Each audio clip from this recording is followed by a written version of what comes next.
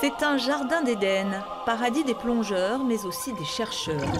La Manche, comme toutes les mers du globe, recèle des trésors végétaux, animaux ou minéraux. Un vaste terrain de jeu pour les scientifiques français et britanniques qui depuis longtemps déjà étudient la biodiversité marine et les variations de l'océan. Mais depuis 4 ans, leurs recherches ont pris une autre dimension. Grâce au programme Marinexus, ils travaillent désormais main dans la main avec un objectif, mieux mesurer l'impact des activités humaines sur l'écosystème de la Manche. Nous voici au port du Bloscon à Roscoff, un port tout récent, mais qui déjà attire une vie sous-marine insoupçonnée. On y trouve des algues ou des animaux qui ont toujours vécu le long des côtes bretonnes, mais aussi des espèces plus méconnues qui peu à peu ont colonisé les fonds marins, comme la sargasse, une algue venue d'Asie. C'est une espèce qui a été introduite dans les années 1970, donc assez récemment. Elle atteint plusieurs mètres de long.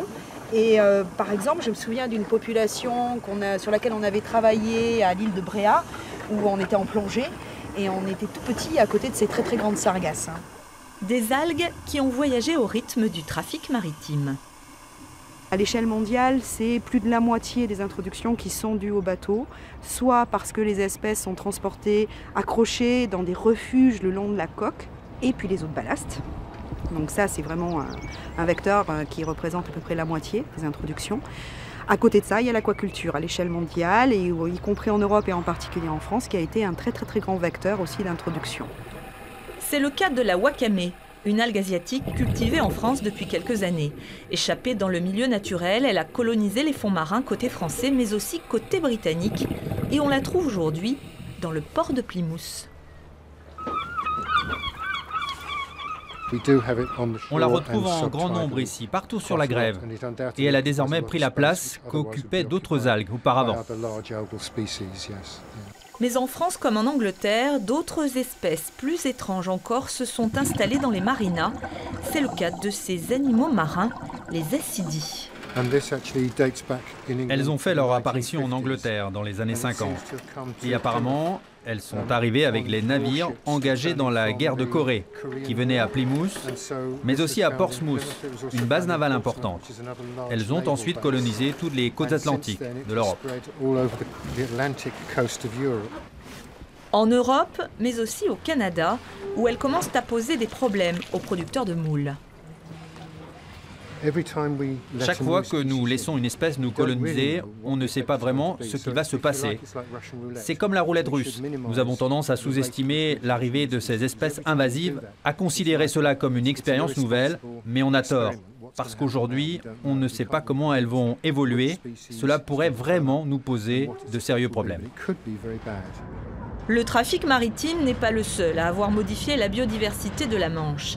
L'activité humaine en général a engendré des changements qui, à plus ou moins long terme, auront des conséquences importantes pour l'écologie, mais aussi pour l'économie. Le ferry Armorique, qui effectue quotidiennement la liaison entre Roscoff et Plymouth, en est l'un des témoins privilégiés. Grâce au programme Marinexus, les chercheurs ont pu installer à son bord une ferrybox, toute une batterie de capteurs qui analysent en temps réel la température de l'eau, sa salinité ou son taux de CO2, des données riches en enseignements. On peut montrer qu'il y a une acidification très lente, mais une acidification de la Manche.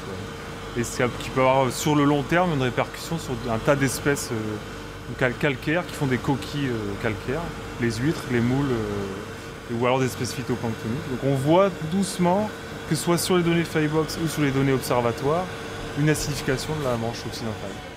Des informations que les chercheurs veulent partager, sensibiliser le grand public et notamment les enfants au changement climatique ou à l'évolution de la biodiversité marine. C'est donc l'un des volets importants du programme Marinexus. À terre, mais aussi en mer, et le ferry qui sert aux mesures scientifiques est un excellent outil de communication. On va la remettre dans l'eau. Est-ce qu'il y a des racines? Cherchez les racines, est-ce qu'il y en a? Bah moi c'est ça. Tu penses que ça c'est ces trucs-là. Et ce serait dans quoi alors? Ça là. En 4 ans, au cours de 40 traversées, des centaines d'enfants et de parents ont pu participer aux ateliers ludiques des petits débrouillards. L'action a été très bien perçue, à la fois parce que ça permet d'avoir à bord quelque chose de très pédagogique, et puis parce qu'on essaye de rendre justement ces thématiques scientifiques les plus accessibles et les plus ludiques possibles. On passe un message justement sur l'intérêt de toutes ces recherches et le lien avec les phénomènes justement qui sont en train de bouleverser en fait l'environnement marin actuellement. Donc les gens sont amenés à avoir plus d'informations sur ces phénomènes d'acidification, d'introduction d'espèces qui vont sans doute amener des modifications majeures dans les années à venir. Because this one hunts and pick its food. Je n'avais jamais entendu parler des acidies avant. Et c'est vraiment intéressant de les connaître, comme tous ces animaux qui voyagent à travers le monde.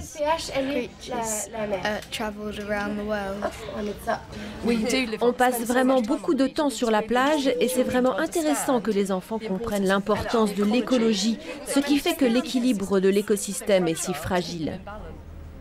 Même si les chercheurs poursuivent leurs travaux, Marinexus s'est officiellement achevé fin 2013. À Plymouth, comme à Roscoff, tous espèrent que le programme sera reconduit dès 2015. Dans Marinexus 1, on a ciblé plus le grand public et les écoliers. On va continuer de faire ça, mais on aimerait aussi, dans Marinexus 2, cibler un peu les décideurs et emmène des informations aux décideurs qui leur permettraient de prendre les bonnes décisions par rapport à le milieu marin du Manche. Grâce à Marinexus, les scientifiques ont bénéficié d'un budget de 5 millions d'euros financé pour moitié par l'Europe.